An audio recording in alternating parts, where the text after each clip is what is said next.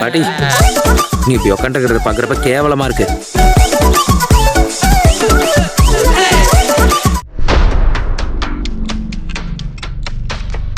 இன்று மார்ச் மாதம் 18ஆம் தேதி கடந்த சில மணி நேரங்களாக உலக ஊடகங்களின் தலைப்புச் செய்தியாக இருப்பது ஈரானின் மிக உயரிய பாதுகாப்பு படை தளபதியின் மரணம். இது குறித்த செய்திகள் உலக ஊடகங்களையும் உலக மக்களையும் உலுக்கிக் கொண்டிருக்கிறது. பிப்ரவரியினுடைய இறுதிப் பகுதியில் ஈரானின் உச்ச தலைவர் அலி கமேனி படுகொலை செய்யப்பட்ட அதிர்ச்சியிலிருந்து அந்த நாடு இன்னும் முழுமையாக மீளவில்லை. அதற்குள்ளாக சமூக ஊடகங்களில் பரவி வந்து உலகமே அஞ்சிக் கொண்டிருந்த அந்த செய்தி அதிகாரபூர்வமாக உறுதிப்படுத்தப்பட்டுள்ளது. ஈரானின் தேசிய பாதுகாப்பை தன் விரல் நுனியில் வைத்திருந்த அந்த மிக உயரிய தளபதி கொல்லப்பட்டு விட்டார். ஈரானிய அரசு இதனை உத்தியோகபூர்வமாக அறிவித்திருக்கிறது. பிப்ரவரியில் உச்ச தலைவர் அலி கமேனியை இழந்த சோகத்திலிருந்து மீள்வதற்குள் ஈரானின் ஒட்டுமொத்த பாதுகாப்பு வியூகங்களையும் வகுக்கும் மூளையையே இஸ்ரேல் மற்றும் அமெரிக்க கூட்டணி சிதைத்து விட்டது.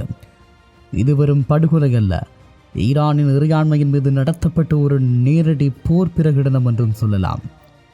அதிநவீன பாதுகாப்பு மற்றும் ரகசிய நிலத்தடி பாதைகளை கொண்டு அந்த பகுதிக்குள் ஊடுருவுவது என்பது சாத்தியமற்ற ஒன்றாக கருதப்பட்டது. ஆனால் இன்று அதிகாலை நடந்த அந்த தாக்குதல் உலகையே வியக்க வைத்துள்ளது. துரோகமோ அல்லது உளவுத்துறை தோல்வியா என்ற கோணத்தில் இது ஆய்வு செய்யப்பட்டு வருகிறது. ஈரானின் மிக நெருக்கமான வட்டத்துக்குள்ளேயே ஊடுருவிய ஒரு ரகசிய உளவாளி வழங்கிய தகவலின் அடிப்படையில் இந்த தாக்குதல் நடந்துள்ளது.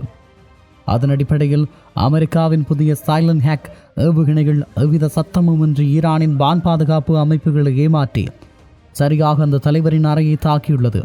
இது ஈரானின் பாதுகாப்பு அமைப்புகளுக்கு விடப்பட்ட ஒரு மிகப்பெரிய சவால் என்று சொல்லப்படுகிறது. தளபதியின் மரணம் உறுதிப்படுத்தப்பட்ட அடுத்த சில நிமிடங்களில் இஸ்ரேல் மற்றும் அமெரிக்காவின் நகர்வுகள் மிக தீவிரமாகியுள்ளன. ஈரானின் எஞ்சியிருக்கும் இராணுவ கட்டமைப்புகளை முற்றிலுமாக முடக்க இஸ்ரேல் தனது வான்வழி தாக்குதல்களை தீவிரப்படுத்தியுள்ளது. அடுத்த சில மணி நேரங்களில் ஈரானின் அணுசக்தி மையங்களை தகர்க்கும் திட்டத்தை அமெரிக்கா முன்னெடுக்கலாம் என பாதுகாப்பு ஆய்வாளர்கள் அஞ்சுகிறார்கள். யார் குறுக்கிட்டாலும் இதுதான் கதை என ஈரான் ஆதரவு நாடுகளுக்கு அமெரிக்கா ஒரு மறைமுக எச்சரிக்கையை விடுத்துள்ளது. இந்த 2026 போரில் யாரும் பார்த்திராத ஒரு ரகசிய ஆயுதம் என்று பயன்படுத்தப்பட்டுள்ளது. தாக்குதல் நடப்பதற்கு சில நொடிகள் முன்பாக ஈரானின் ஒட்டுமொத்த தலைநகரத்தின் மின்சாரமும் ரகசிய சைபர் வைரஸ் மூலமாக முடக்கப்பட்டது. ஈரானின் பழிவாங்கும் ஏவுகணைகளை வானிலையை கருகச் செய்யும் அமெரிக்காவின் ஸ்கை சீல்ட் லேசர் தொழில்நுட்பம் இன்று முதல் முறையாக முழுவீச்சில் களமிறக்கப்பட்டுள்ளது. இது தொழில்நுட்ப ரீதியாக ஈரான் கூட்டணிக்கு ஏற்பட்ட மிகப்பெரிய பின்னடைவு என்று குறிப்பிடப்படுகிறது. உயரிய தலைவர்களின் மரணங்கள் புள்ளி விவரங்களாகவே மாறுகின்றன. ஆனால் அதன் பின்னால் இருக்கும் இரத்தம் மிகவும் கொடூரமானது.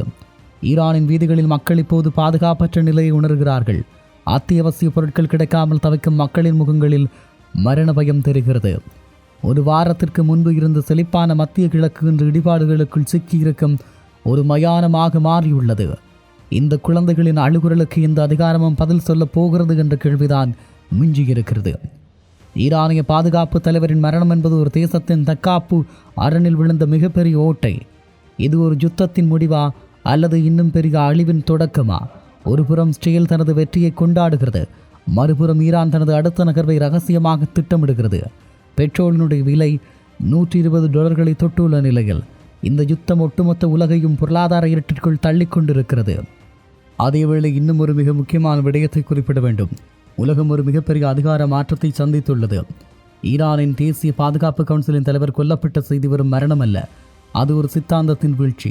கடந்த ஒரு வாரமாக சொல்லப்பட்டு வந்த வதந்திகளுக்கு முற்றுப்புள்ளி வைக்கும் விதமாக ஈரான் இன்று காலை தனது அதிகாரப்பூர்வ தொலைக்காட்சியில் கருப்பு பட்டை அணிந்து இந்த செய்தியை உறுதிப்படுத்தியுள்ளது.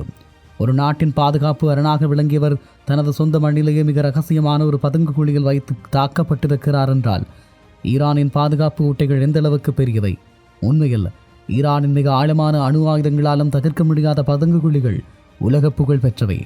ஆனால் இன்று அந்த தளபதி கொல்லப்பட்ட விதம் ஒரு நாவல் போல திகிலூட்டுகிறது. இந்த நிலையில் ஆஸ்திரேலிய உளவுத்துறை ஈரானின் உயர்மட்ட அதிகாரிகளின் தனிப்பட்ட கைபேசிகளையோ அல்லது மின்னணு சாதனங்களையோ ஹேக் செய்யவில்லை. மாறாக அந்த பதுங்கு குழியின் காற்றோட்ட வசதி மற்றும் மின்சார இணைப்புகளை கட்டுப்படுத்தும் மென்பொருளில் புகுந்து அதன் இருப்பிடத்தை துல்லியமாக காட்டியுள்ளது. அமெரிக்காவின் புதிய நிஞ்சா ஏவுகணை வகை இதில் பயன்படுத்தப்பட்டிருக்கலாம் என கருதப்படுகிறது. இது வெடிக்காது, ஆனால் இலக்கை துல்லியமாக சிதைத்துவிடும் என்று சொல்லுகிறார்கள். இந்த தாக்குதலுக்கு பின்னால் சவுதி அரேபியா, ஐக்கிய அரபு அமீரகம் மற்றும் ஜோர்தான் போன்ற நாடுகளின் நிலைப்பாடு என்ன என்ற ஒரு கேள்வியும் வருகிறது. ஏனென்றால் இந்த தாக்குதலுக்கு பதிலடி என்பது இந்த நாடுகளின் மீதுதான் ஈரான் மேற்கொள்ளப் போகிறது. ஈரானை தாக்க இஸ்ரேலிய போர் விமானங்கள் இந்த பிராந்திய நாடுகளின் வான்பரப்பை பயன்படுத்தினவா? அதிகாரபூர்வமாக மறுத்தாலும் ஈரானின் ஆதிக்கம் குறைவதை இந்த நாடுகள் விரும்புவதையே தற்போதைய மௌனம் காட்டுகிறது என்றும் சொல்லலாம். அரேபிய நாடுகள் ஈரானை தற்காக்க முன்வராதது ஈரானுக்கு ஏற்பட்ட மிகப்பெரிய ராஜதந்திர தோல்வி. இதுதான் இஸ்ரேலினுடைய உண்மையான வெற்றி என்று சொல்கிறார்கள். உண்மையில் அந்த அரேபிய நாடுகள் அமெரிக்காவினுடைய பங்காளிகள். அமெரிக்காவா ஈரானா என்று பார்த்தால் அமெரிக்கா என்றுதான் அவர்கள் சொல்லுவார்கள். ஆகவே இதில் அச்சமோ அல்லது புதிதாய் பார்க்கவோ எந்த விடயமும் இல்லை என்பது சரியான நிலைப்பாடு. நேற்று வரை ஈரானின் நண்பர்களாக இருந்த சீனா மற்றும் ரஷ்யா இன்று எங்கு என்ற ஒரு கேள்வி இருக்கிறது. உக்ரைன் போரில் கவனம் செலுத்தும் ரஷ்யாவிற்கு மத்திய கிழக்கில் போர் நடப்பது கச்சா எண்ணெய் விலையை உயர்த்த உதவுகிறது. இதனால் ரஷ்யாவின் வருவாய் அதிகரிக்கும். சீனா தனது பொருளாதாரத்தை காக்க அமெரிக்காவுடன் ஒரு ரகசிய உடன்படிக்கை செய்து கொண்டதாக தகவல்கள் வருகின்றன. ஈரானை விட்டுக் கொடுப்பதன் மூலம் தைவான் விவகாரத்தில் அமெரிக்காவின் சலுகையை சீனா எதிர்பார்க்கிறதா? இந்த வல்லரசுகளின் சதுரங்க ஆட்டத்தில் ஈரான் ஒரு பகடையாக மாறிவிட்டதா? இப்படியான கேள்விகள் திடீரென மாறியிருக்கிறது. இந்த நிலை தொடருமாக இருந்தால் இது எப்படியாக மாறும் என்ற கேள்வி இருக்கிறது. குறிப்பாக ஒரு விடயத்தை தெளிவாக சொல்லிக் கொள்ளலாம். உலகத்தினுடைய பொருளாதார நாடுகள் எல்லாம் இப்படி ஒன்றை சார்ந்து இருக்கிறது. இந்த நிலையில் தென்னாசியாவினுடைய பொருளாதார வல்லரசாக தன்னை ஒரு பிராந்திய வல்லரசாக காட்டிக்கொள்ளும் இந்தியா எப்படியான நிலைப்பாடு பெறுகிறது என்று சொன்னால், சபகார் துறைமுகம், ஈரான் மண்ணில் இந்தியா முதலீடு செய்திருக்கக்கூடிய சபகார் துறைமுகத்தின் கதை என்ன? இது இந்தியாவின் மத்திய ஆசிய வர்த்தகத்தை பாதிக்கும் என்று சொல்கிறார்கள். வளைகுடா பகுதியில் போர் தீவிரமடைவதால் இந்தியாவில் பெட்ரோல் விலை லீட்டருக்கு 150 ரூபாவை தொட வாய்ப்பு இருப்பதாகவும் இந்திய வெளியுறவுத்துறை அப்போது அமைதி என்று கூறினாலும் உள்ளுக்குள் ஒரு மிகப்பெரிய பொருளாதார புயலுக்கு தயாராகி வருவதாக சொல்லப்படுகிறது. அடுத்து என்ன? பழிவாங்கும் படலமா அல்லது அடிபணிதலா? ஹிஸ்புல்லாவின் ஆக்ரோஷம். ஈரானினால் நேரடியாக பதில் சொல்ல முடியாவிட்டால் தனது ஆதரவு அமைப்பான ஹிஸ்புல்லா மற்றும் ஹூதிகளை ஏவிவிட்டு இஸ்ரேல் மீது ஒரு நிழல் போர் நடத்தலாம். ஆனால் அமெரிக்கா மற்றும் இஸ்ரேலினுடைய அடுத்த இலக்கு ஈரானின் அணுசக்தி நிலையங்கள் தான் என்பது உறுதியாகிவிட்டது. இந்த 2026 மார்ச் மாத வரலாறு மத்திய கிழக்கின் வரைபடத்தை மாற்றப்போகிறது. இந்த தளபதியின் மரணம் ஒரு மாபெரும் யுத்தத்தின் முடிவா அல்லது ஒரு தொடக்கமா? உங்கள் கருத்துக்கள் எப்படி இருக்கும் என்பதை தெளிவாக பகிர்ந்து கொள்ளுங்கள். ஈரானின் அந்த பாதுகாப்பு தளபதியின் மரணம் என்பது வெறும் ஒரு தனி மனிதனின் வீழ்ச்சி அல்ல. அது 2026ஆம் ஆண்டின் உலக ஒழுங்கையை மாற்றி எழுதியிருக்கிறது. நவீன ஆயுதங்களால் ஒரு நாட்டின் பாதுகாப்பு கோட்டையை தகர்க்கலாம், பதுங்குகுழிக்குள் புகுந்து இலக்குகளை அளிக்கலாம். ஆனால் இந்த போரினால் எரியும் ஒவ்வொரு வீட்டிற்கும், அனாதையாக்கப்படும் ஒவ்வொரு குழந்தைக்கும் என்ன பதில் சொல்லப் போகிறோம் என்பதுதான் நம்மிடம் மீண்டும் மீண்டும் எழுந்திருக்கும் கேள்வியாகும். வரலாறு என்பது எப்போதும் வெற்றியாளர்களால் எழுதப்படும் என்பார்கள்.